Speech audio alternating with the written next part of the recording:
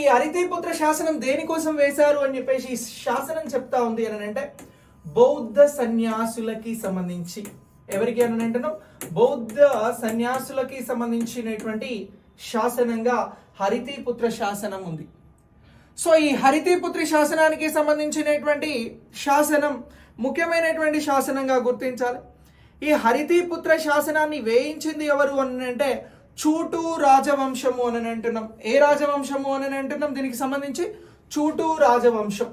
So ఇది చూటు రాజవంశానికి సంబంధించినటువంటి చూటు రాజవంశంకు సంబంధించినటువంటి వారు ఈ హరితీపుత్ర గారు. ఈయన పేరు మీదనే ఈ హరితీపుత్ర శాసనం వచ్చింది. ఇది బౌద్ధ సన్యాసులకి సంబంధించి విహారాలు అలాంటి వాటిని ప్రొవైడ్ చేయడం జరిగినది. ఎక్కడ అనంటే ఈ పెద్దపల్లి జిల్లాలో.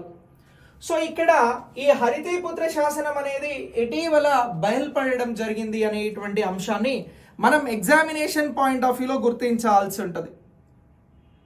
ఈ హరితి అనేటువంటి అతను ఎవరు అనంటే శాతవాహనులకి సంబంధించినటువంటి యువరాజు.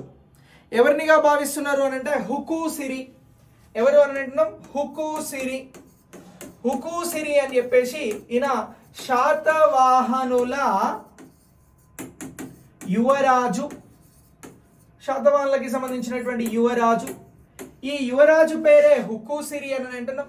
హుకూసిరికి మిత్రుడు, స్నేహితుడు ఎవరు అని అంటే హరితీపుత్రుడు అని అంటున్నాం. ఈ హరితీపుత్రనే బౌద్ధులకి సంబంధించినటువంటి విహారాలను ఏర్పాటు చేయడం, వారికి సంబంధించినటువంటి వాటిని ఏర్పాటు చేశారు ఈయన చూటు రాజవంశానికి సంబంధించి. అంటే ఈ శాసనం ఏం చెప్తా ఉంది? శాతవాహనులకి అలాగే చూటు రాజవంశానికి మధ్యన ఉన్నటువంటి సంబంధాలను గురించి చెప్తా ఉంది.